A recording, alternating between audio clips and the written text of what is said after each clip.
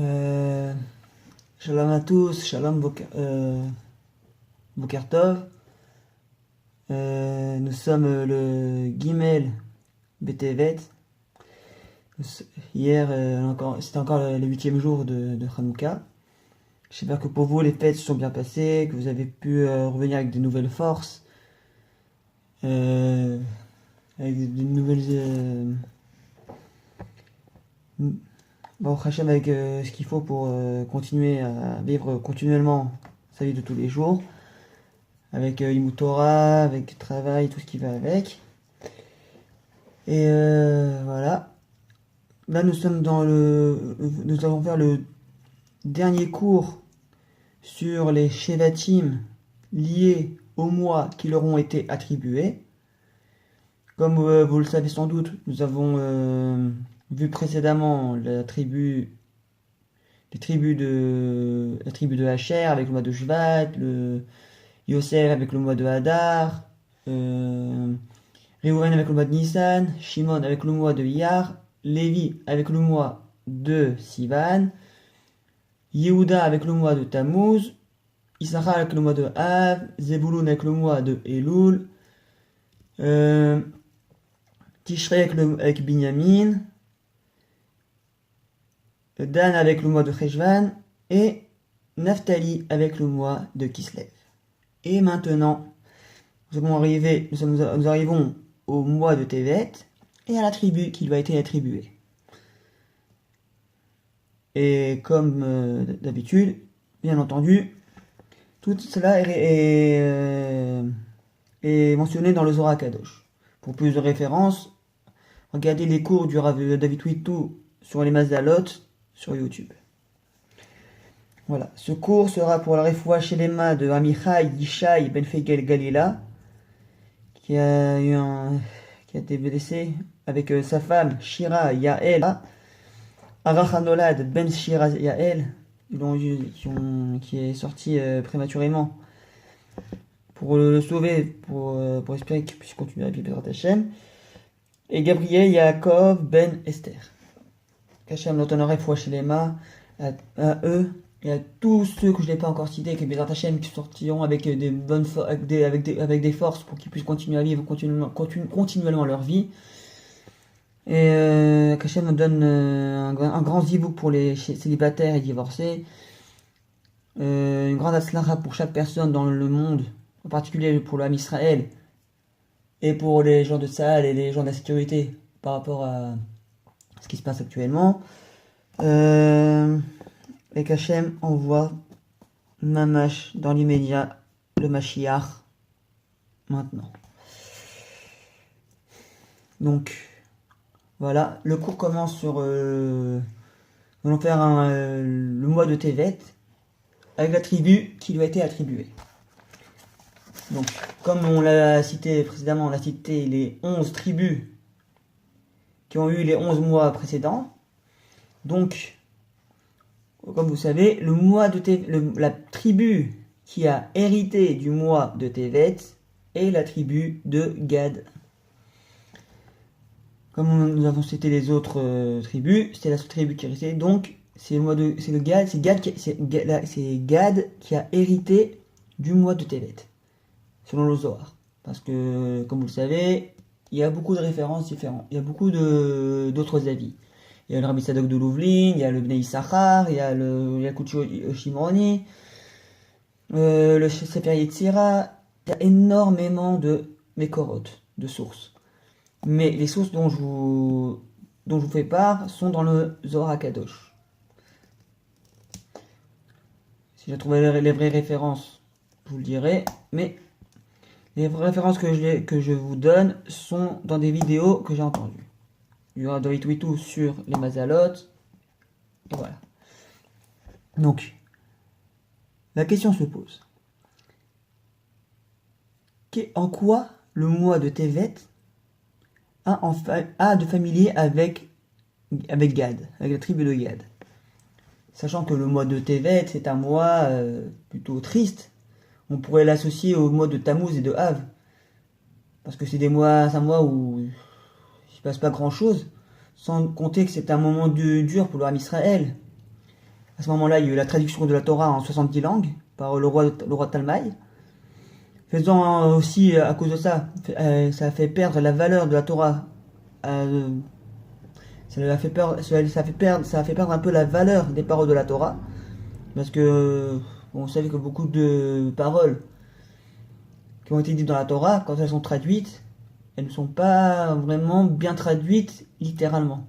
C'est dur à expliquer les valeurs de la Torah quand elles sont traduites. Même si c'est parfois ça aide les gens à mieux lire, à mieux comprendre, dans un certain sens. Ensuite, il y a eu quoi durant ce mois? Il y a eu le début des 3 années où le roi Nebuchadnezzar, il marche chez mots, roi de Babel, qui a coupé les vivres et l'eau en Israël, en privant ainsi le peuple de toute source de vie et de subsistance. C'est-à-dire que, quel est le lien? Bon, on va essayer de décortiquer un peu l'idée. En fait, Gad a hérité de ce mois afin d'y ajouter une protection, un magen, un bouclier permettant de protéger ce mois. Comme ce mois est un mois qui est faible, on a besoin d'une protection forte. Et quel est le rapport avec Gad? Nous avons dans la parasha de Vayechi, que nous lirons la semaine prochaine, Bezrat Hashem, Perek, Mem, Tet, Pasuk, Yod Tet, 49-19 pour les francisans. La bracha que Yaakov dit à son fils, Gad, Gdoud Igoudenu, Vu Yagud Rakev. Gdoud, en français c'est une rempart, c'est une protection. C'est ce qui se trouve à l'entrée d'une ville, à l'entrée d'un pays, permettant de regarder les frontières.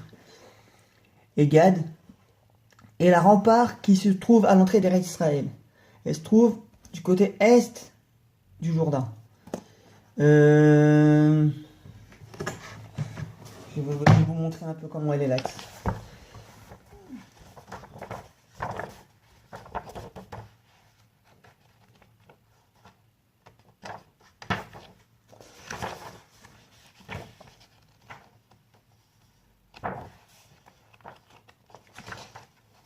Voilà, la tribu de Gad, voilà, c'est un peu compliqué.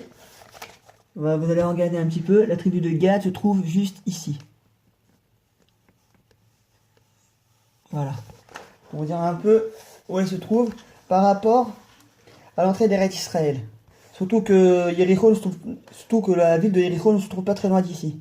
Donc c'est par là que la tribu de Yehoshua, que Yehoshua avec les autres tribus sont rentrés. Donc voilà.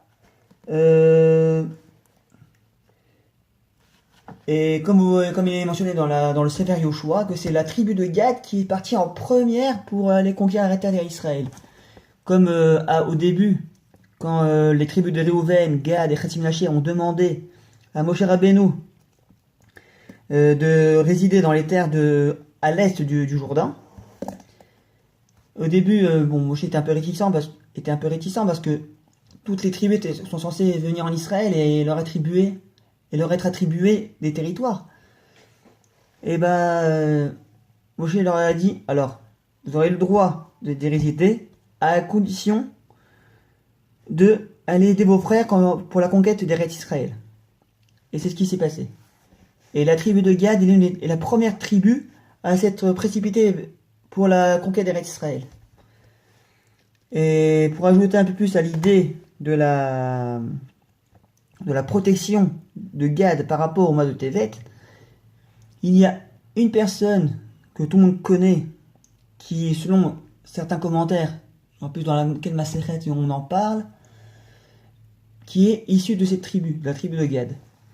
Et cette personne-là s'appelle Eliyahu Hanavi. C'est vrai qu'il y a une discussion dans la Gemara, je ne me rappelle plus dans quelle Masechet, où on parle d'une discussion entre deux rabbanim, qui disent que l'un dit que Gad, que Eliyahu Hanavi est de la tribu de Gad, parce que justement il vient des plaines de Gilad, qui se trouvent dans le territoire entre le territoire de Gad et de Ménaché.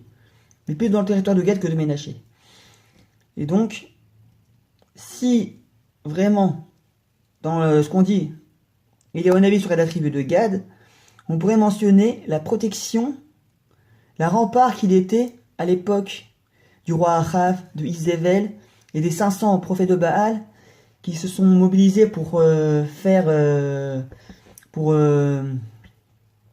tromper le peuple avec des idées inverses à la Torah, inverses à Kadosh Baruch. Donc voilà. Récapitulation. Une protection impénétrable, externe et interne.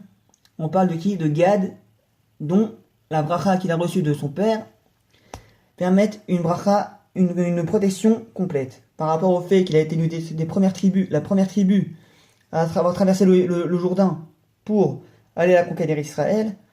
On parle aussi d'Eliyahu Hanavi, qui était la seule rempart contre tous les Néviés Baal, les 500 prophètes de Baal avec Achav et Izével. Et aussi et sur le fait aussi que c'est un mois qui a besoin d'une protection forte parce que c'est un mois qui est dur, qui est plutôt faible. Et donc, on a besoin de la bracha et de la protection de Gad pour la renforcer. Ce mois, qu'est-ce qu'on peut apprendre de ce mois? On apprend combien nous pouvons, Chas Shalom, tomber. Non, bon, on va dire Chas Shalom parce que on dit qu'on peut tomber 7 fois et se relever une fois. Et ça peut durer des années et des années. Mais bon, c'est-à-dire que il y a des chutes qui nous permettent de nous relever. Mais si tu restes à terre et que tu ne refuses de te lever, tu perds. Donc voilà, ce mois nous apprend combien nous pouvons, Chas Shalom, chuter lorsque nous prenons pas garde à chaque détail. À des personnes qui peuvent vous faire du mal, des personnes qui pourraient avoir une mauvaise intention envers toi, ou ce genre de choses. Et Gad nous apprend à savoir se défendre, ou même savoir riposter contre ceux qui veulent nous rabaisser. Comme par exemple, je donne un exemple basique, tout simple. On reçoit toujours des histoires des autres peuples de la France et d'autres pays, comme quoi Tsahal devrait arrêter devrait arrêter d'attaquer parce que à cause des Palestiniens qui se font attaquer. Mais les trucs qu'ils savent pas, c'est que bon, peut-être qu'ils le savent, mais qu'ils s'en fichent un petit peu. L'importance est de savoir c'est pas de savoir qui a raison. Là, dans cette vidéo, comme on en parle, l'important c'est de savoir comment se défendre et comment se battre contre des ennemis qui veulent nous faire tomber. Nous avons la preuve actuellement que dans le monde entier, des gens, peu importe pour n'importe quelle raison, on est toujours incriminé même si on n'a rien fait. Donc, voilà, l'importance est de savoir se défendre, parce que justement, même dans la Torah, on te mentionne que tu dois apprendre à te défendre, tu ne dois pas laisser ta vie entre les mains d'une personne. Tu ne dois pas laisser une personne porter atteinte à ta vie et à la vie de ton frère. Donc voilà.